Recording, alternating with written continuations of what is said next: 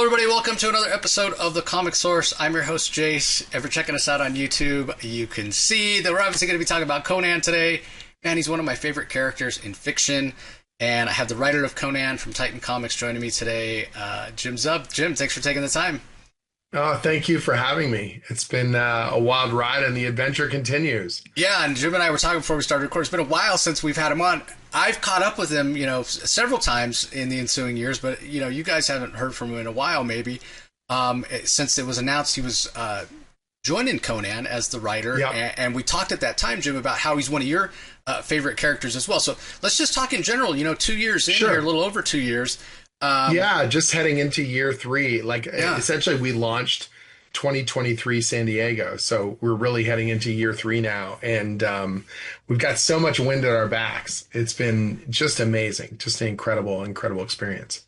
Well, I know this is a bucket list. I mean, you're one of us, right? Dungeons and Dragons and comics. You lived all that stuff growing up. Yeah. So this was a bucket jam. List character for you. I'm going to talk a little bit about what you're doing with Conan that I love. Sure. But from your perspective, was there anything, again, it's been on your list for a long time wanting to do it. You're killing it. Anything that surprised you about it at all? I mean, I've done Conan stories off and on since 2015 because I did the Conan Red Sonja crossover with Gail Simone, and then I did some Conan at Marvel. So the thing I'm most pleased about is that with the Titan relaunch and working directly with Heroic Signatures, the guys who have the rights to Conan, that I've been able to surprise readers, that they thought they knew what my Conan run would be or what I was all about, and that we've been able to really kind of be a bit of a shock to the system. Like, the fan base is back in a really, really big way. They're super on board. Retailers are, anecdotally, but then in terms of our sales, it's just been really, really rock solid. We've done, it's just been so satisfying to find out that the old fan base is coming back and new people are coming on board the series, and that we've been able to sort of strike that kind of tightrope walking balance of honoring the classic stuff that came before and the Bronze Age comics that I think influenced so many of us, but then are telling new stories and doing unexpected things to keep the fan base excited from month to month, that we're not just doing same old, so that they feel like they can, wait for the trade. Honestly, the single issue sales have been really sharp because I think people love the book on that monthly basis. That is there, every 30 days, we're giving them the best in sword and sorcery. Yeah, and every artist that's been on the book, I mean, you've been blessed to have some fantastic artists. Every comic is a collaboration, right? Every creative team is its own kind of ecosystem. And we have been absolutely blessed with some of the best to ever do it. Roberto De La Torre and Doug Braithwaite, Danica Breen and Fernando Dagnino now on the monthly series, Jonas Scharf doing our Blackstone miniseries last year, and now Ivan Gill. This is...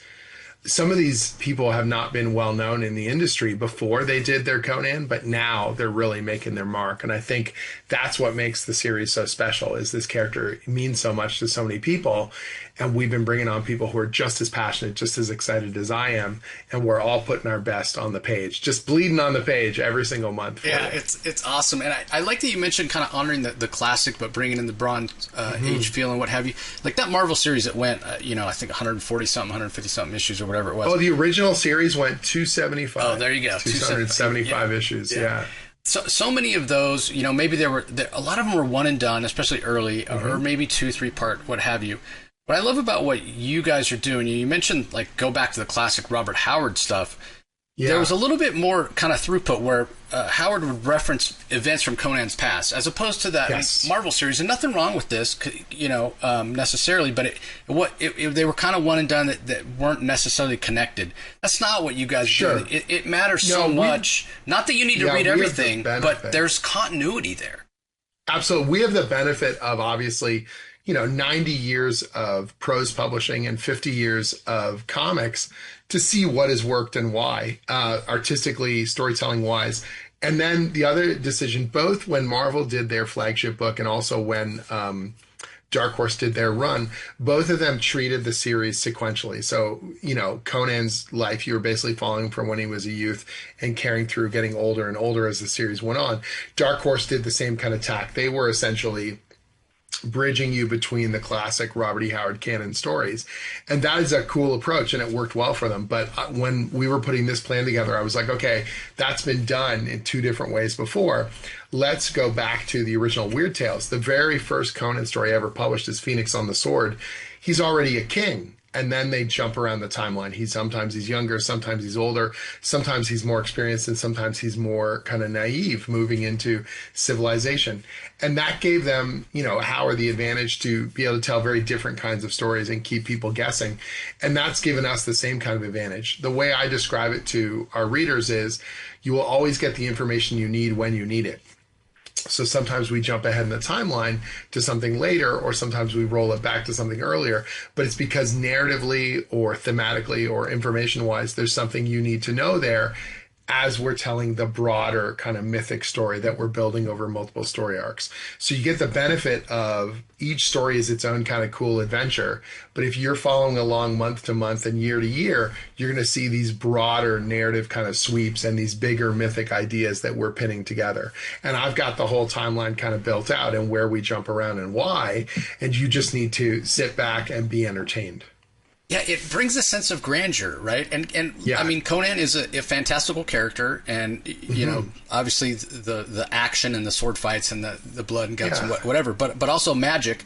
But we've even seen. So he's an icon. He's the Superman of sword and sorcery. He is arguably the most well-known fantasy character in the entire world. He's one of the most recognizable genre characters. He's the foundation of the sword and sorcery genre, and so. There is a gravitas there. There is a power there if you know how to tap into it. And we want to treat the character like the icon that he is and build this broad kind of tapestry of storytelling and surprise people with the depth and breadth of what you can do with a character who is so well known and has such a fully realized world. Yeah, going back and filling in those gaps. But like you said, he lends himself to so many different kind of stories, and we even see some time travel. I think it's in the second arc, which is awesome because you mentioned jumping around. But again, adding to that sense of grandeur and it matters. The things that you've read before, whether it's in the Robert E. Howard or calling back to and that's the thing for me. It is in the original Robert E. Howard. Like Howard, predating any superhero character whatsoever. Conan's 6 years older than Superman. But in the original Howard stories, whether it's Conan or Cull or Solomon Kane or Bran MacMorn or Kieran and Conrad, the occult investigators, he is peppering in symbols and ideas and names and connective tissue between his own characters. He has his own kind of shared universe already in the pulp stories. We're just accentuating that and creating even more tethers between them. We're not creating all kind of whole cloth. We are looking and saying, so for example, there's a Kieran and Conrad story that actually it's called The Haunter of the Ring. It has Thothamon's ring from Conan in it. And these are in different magazines, in different genres, told over multiple years. Like Howard was already thinking about connectivity. And so for me, it's like we're honoring the source material by building those things out even more so. When we do Battle of the Blackstone, or this fall when we do Scourge of the Serpent, it's in respectfully in the way that Howard was kind of doing it, where he was already thinking in terms of cross-pollination and in terms of crisscrossing genres. And so I just want to bring as much of that with as much quality and as much care and intensity to the page as I can, working with these phenomenal artists. Here's the thing about doing that, because I know you're doing it because it makes a better story and because you care so much.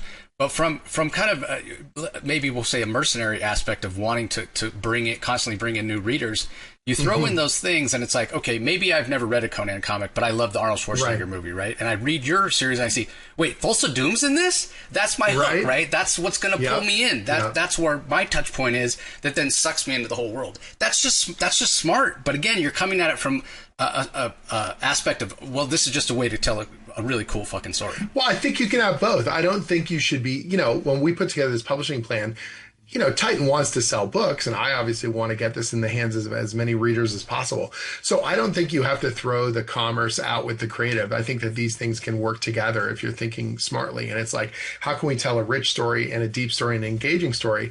Because it will get readers on board, because they will be excited, because it will pull them into genres they maybe weren't expecting, or into corners that they'd never, kind of read before within the pulp milieu that Howard had at his fingertips. And I think, again, it's like it's not just saying, okay, we're going to heartlessly, whatever, put together crossovers or something like that. No, we're going to say, okay, how can we holistically make this thing kind of work? The miniseries is its own kind of adventure. The monthly series is its own kind of thing. But it makes sense if you're reading both, you're going to get that much more out of it. The same thing with Savage Sword of Conan. We brought back the classic black and white anthology. It's an absolute legend. The industry, that black and white magazine made the careers of so many phenomenal, creative people in comics.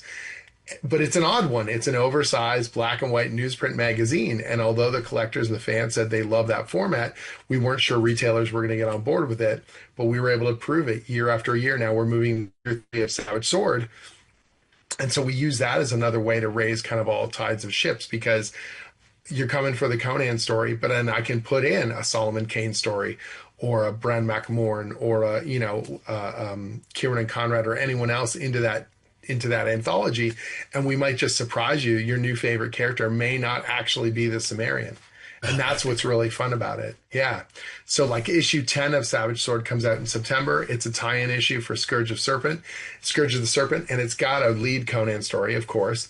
But then in addition to that, we're also building out Howard's very first published story that he had was called Spear and Fang. It's kind of this almost like Neanderthalic kind of pulp tale. And we're bringing those characters back for the 100th anniversary of that initial publication. And we're tying it into the Scourge of the Serpent. And then kind of the oddball choice, but one I'm really, really proud of, is Howard wrote more boxing stories than he wrote Conan stories or most of the other genres. We're taking his most famous boxing character, his character called Sailor Steve Costigan, and it's pulp and it's punchy, literally, and it's funny, and this really evocative first-person narrative. Roberto de la Torre, who's done some of our finest issues of the main flagship series, came in to do this. It looks almost like Alex Toth or like Will Eisner. It's got this very Spirit kind of feel to it. Big, broad, cartoony, kind of pulpy action. And it's honestly one of the most fun stories I've had writing since we did the Conan relaunch. It's so different from everything else we've done, and I think it's going to be a really nice breath of fresh air for our readers as well. Yeah, I think so many people, they hear Robert E. Howard and they just think Conan, and they don't realize how prolific he was and how many different genres he worked in. I mean, the guy was a genius. Unbelievable. Like considering how young he passed away, he wrote over 200 short stories that were published and over 200 poems as well. Only about 20 of those, 22, depending on how you measure it, were Conan stories. And so 10 times as many stories in other genres and other characters in other places beyond the thing that he's most famous for. Yeah, it's crazy. Well, you've mentioned Scourge of the Serpent a couple times. Yeah. We definitely got to talk about that. Kicked it off with a free comic book day issue, which kind of got everybody up to speed. Now, if you missed it, everybody, it's available on the Titan website where you can go and read absolutely it for free. Yeah, so I'll put a link in the show notes if you haven't had a chance to check it out.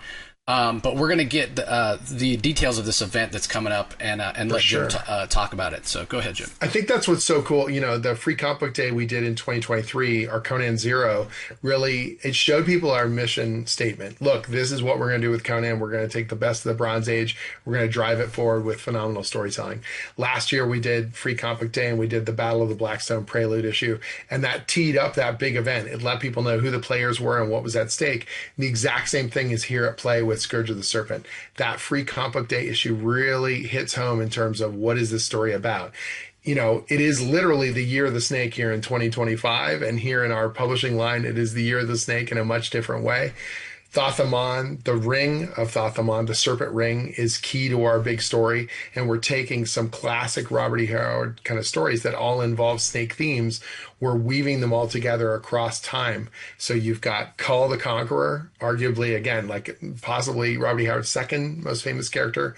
You've got Conan the Barbarian, and then you have Dr. John Kirawan, the occult investigator. And all three of them are on their own individual missions.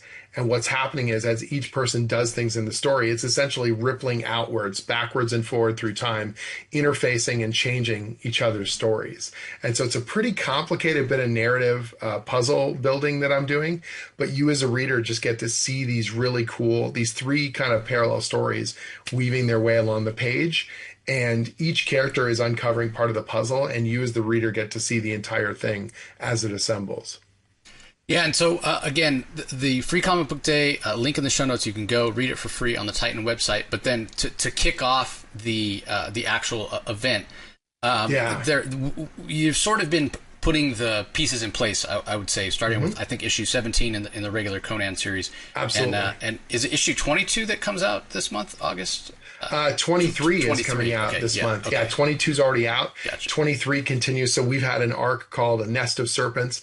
Previous to this, we had Twisting Loyalties, and those were setting up certain pieces of the Scourge of the Serpent storyline. They were putting elements into place. They were showing how Conan has interacted with the Stygians before, bringing back Zula, a classic comic book character, into the story, and showing how Conan is starting to get on the radar of Thoth Amon, how Set the Serpent God is moving these broader kind of pieces into place, and hinting at just the barest little clues as to what this might all mean. And then in Scourge of the Serpent, you're going to fully understand what is Set the Serpent God's plan for humanity and reality, and what does that mean for our heroes and potentially many other heroes to come. Yeah, and so that's a one shot, right? That's coming in September 10th, if I'm not mistaken. Again, if you're checking us out, we got Savage Sword number 10 is our one shot that's going to have those stories, and then Scourge of the Serpent 1 to 4. Those come out September, October, November, December. And so just like Blackstone, we've got that fall mini series. You're going to get your double hit of Conan every month. You're going to get the regular monthly book still going, and then you've also got Scourge of the Serpent happening at the same time. Okay, will they need to pick up the regular issues as well, or is the Scourge of Serpent going to be contained just to the mini? No, once we finish Nest of Serpents, which is issue 24, that wraps up all the connective tissue to the event. But I do think you're going to want to keep reading the regular monthly series, because October we have issue 25. You know, it sounds crazy, but so many books don't make it to the 25th issue now, and we have got so much momentum. So we decided we were going to make 25 an extra special kind of anniversary issue, celebrating us as we move into year 3.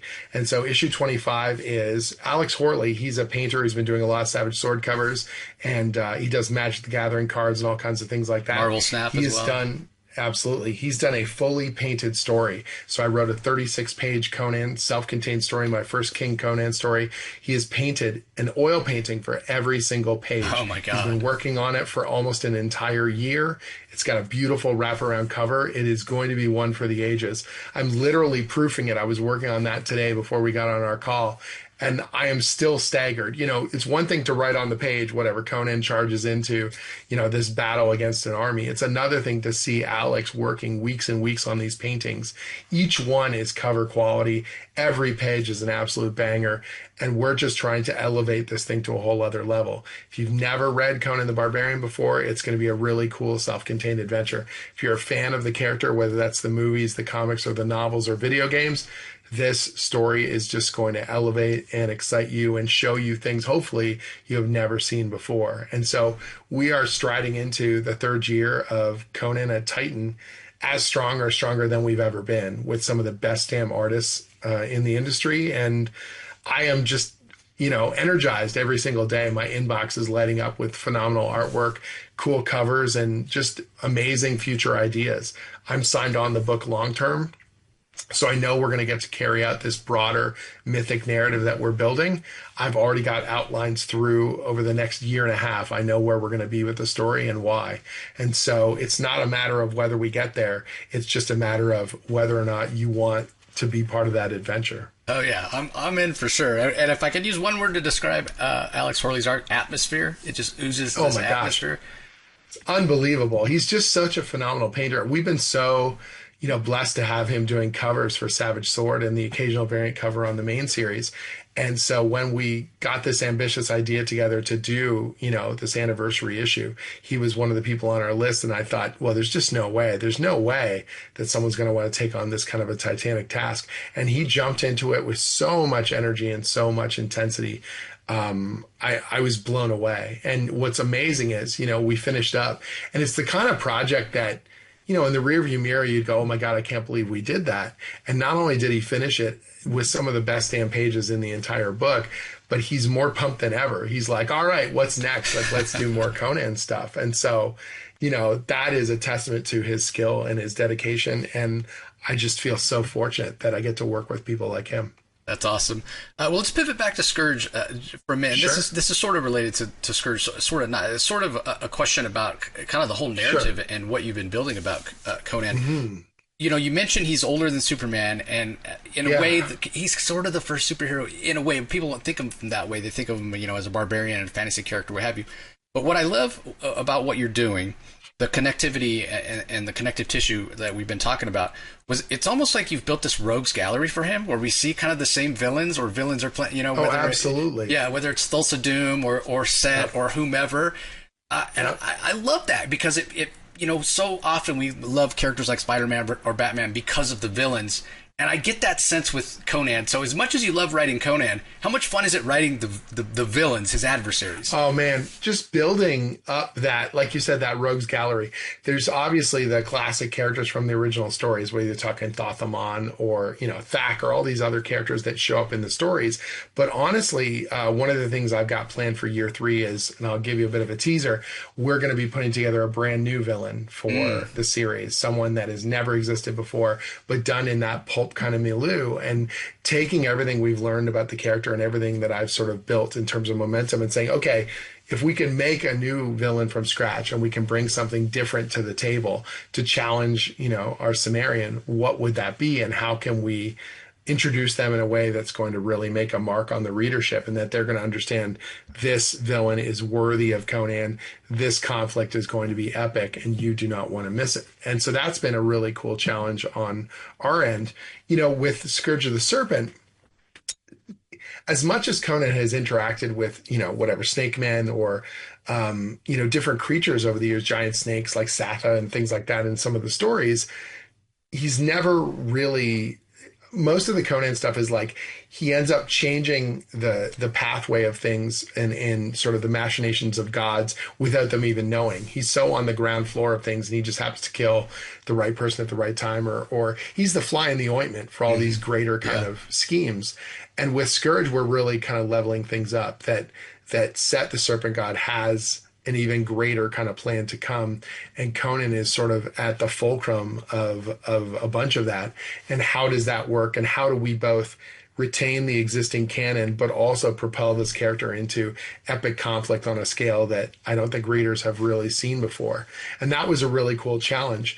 The artist that we have on Scourge of the Serpent is this gentleman named Ivan Gill, and he is absolutely phenomenal. What's great about him is he's been working in the European market for over a decade. He's been doing these, do you know what I mean by the French bande dessinée, like those beautiful oversized graphic novels? Yep. He's done a bunch of historical ones. He did this Napoleonic War series that is just stirring, like horse, back riders crashing into each other, and, musket battles and all this stuff.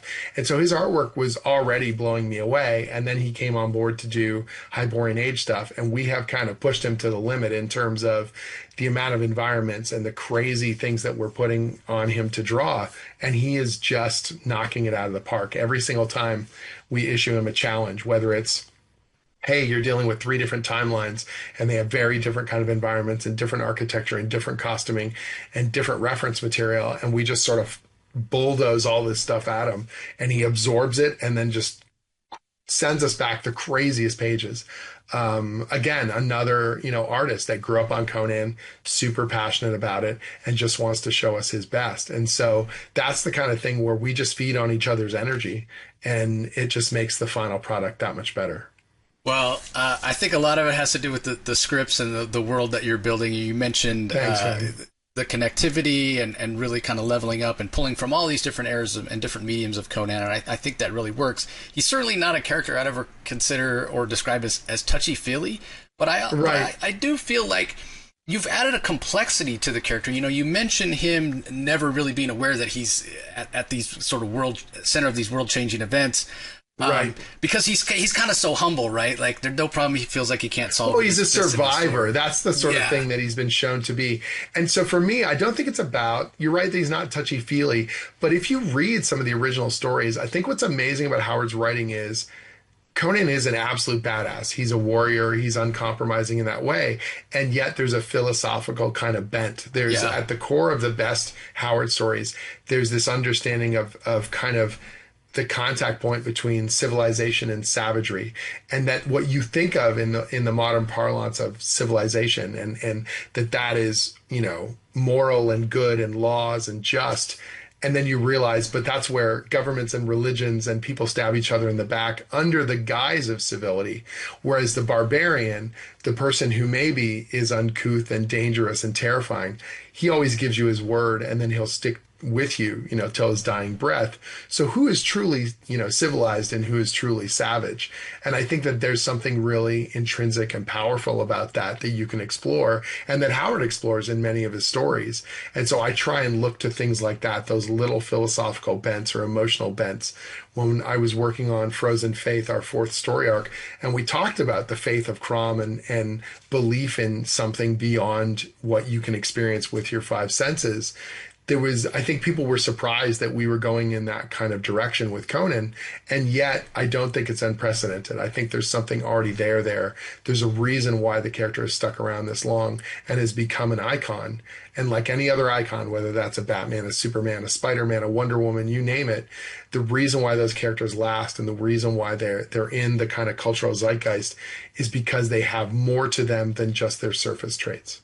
Yeah, that's the art on that by Braithwaite, and also the colors, right? You have the red hairs, but it's you know, it's Diego it's Rodriguez. North. Yeah, one of the greatest, and we're so fortunate to have him on the team. Again, you know, the colorist as well. That's one of those people, coloring and lettering. You know, Richard Starkings and Tyler Smith are 2 of the best in the business. Richard pioneered digital lettering, and he grew up on Conan, and he literally approached us about being the letterer because he was such a fan of Roberto de la Torre's artwork and wanted to be in the mix. And so it's like those kind of passionate collaborators make this book something special. And I feel like obviously I'm a key part of it, but none of it would function without everyone in play, without Chris Butera, our editor, and Ashley Hodgkins, our assistant editor, Jeff Shanks, you know, the Robert E. Howard scholar who writes all of our essay material and provides a lot of the research material, like our marketing team and Titan's crew. Like, everyone is working so damn hard behind the scenes, and I get to benefit from that, and our art team gets to benefit from that. And it is really a phenomenal team effort. And that's something that I appreciate more and more the longer I work on this series. You know, we all just hung out like 2 weeks ago at San Diego. And it's a wonderful milestone because we launched at San Diego. We get to celebrate every year. Okay, year 1, year 2, now we're heading into year 3, still going strong. High fives and raise a glass, and, you know, the adventure continues. Yeah, it's so fantastic, and you're right. Colorist letters, they don't get enough. It's one of those things, especially for letters, nobody pays attention when they do their job absolutely perfectly. Oh, that's the perfect way of describing it. Like a baseball umpire, right? If he gets every call right, nobody pays it. But if you miss one, you screw up the lettering. And lettering, if it's the reading order. So it is literally, do you understand the story? Do you understand how the story and how your eyes flow down the page? And someone like Richard and Tyler, they know this stuff intrinsically. And so we build that into the panels and how this is going to work and how that flows with the composition. And each artist has their own sort of problem solving. You know, Doug draws a page very differently from Jonas or from Roberto or from Fernando. And so it isn't just a matter of one size fits all in terms of those solutions for lettering or coloring. You've got to draw different things out from the artwork. You know, Jao Canola, who's coloring Ivan Gill's stuff on Scourge of the Serpent, he was our colorist on Battle of the Blackstone. Jonas Sharf's line art is so different from Ivan's. You can't just do one size fits all. Okay, we're using this one coloring technique. What is going to bring out the best stuff? What is going to emphasize the storytelling? Where is our eye meant to go? And what is the mood and power on that page? It is, when it works, everything feels very harmonious and you're just like, oh, it's a good comic page. But the more you learn about the medium, the more you realize how much can go wrong and what needs to be working properly for it to go right. Well, I'm glad you brought that up, the flow, because that's another thing that I wanted to mention.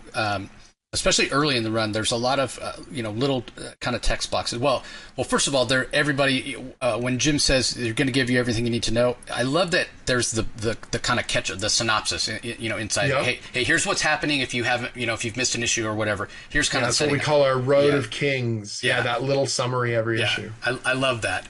But having these other little text pieces to kind of set the mood and set the tone, and it's very, very evocative of Howard's prose work. But the thing that a lot of people don't realize about letters as well, like how many sentences you put in a box, how they're spaced on the page, that dictates the pace at which I read it. So, absolutely, being able to read it and take my time and absorb the atmosphere and the art, again, the letters just don't get enough credit for that, and I just love it. Like this is not like, okay, I'm going to pick up this comic that's got giant panels and I'm done in 5 minutes. We've all read those books, right? And it's like, really? Totally. Done already? That's not Conan. That is not what you guys are giving us. It is an experience. And that's what's so important to me. Things like Jeff's essays in the back as well, where it's like after the story's done, you're getting more context if you want it. You're getting more information of the literary heft and the history behind a lot of the material that we're building on, that we're not just working in a vacuum, that this stuff has a phenomenal legacy and we understand it and we're mobilized by it. Jeff is such a great collaborator because a lot of people who kind of do the things he does, they're just sort of straight out factual and they say, here's, the context for what it is. But Jeff's a collaborator. When I call him and we chat and we talk about it, I say, okay, here's a story idea I have, or here's where we're going with this broader mythic narrative. Jeff is almost like an improv guy. He goes, yes, and he says, well, that's awesome. And did you know some obscure bit of, material from an old Robert E. Howard story? Check this out. Look at this poem. Look at this letter between Howard and H.P. Lovecraft, or look at this other thing. The stuff that you're exploring here is stuff that he was struggling with, and we can bring more of that into the play, and it'll feel even more, legitimate to what we're trying to build upon. Yeah, absolutely amazing. Thank you so much, Jim, for catching up with me.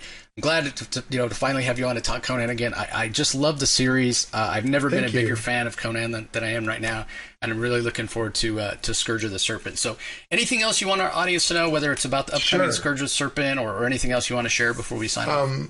Honestly, it's just been an absolute honor. This series has kind of transformed my career, and getting to meet readers. I've been doing just a slew of conventions this summer, and I've got more lined up. And that, putting a face to the names of people who've been messaging us or sending us fan mail or asking us questions on social media is such a joy.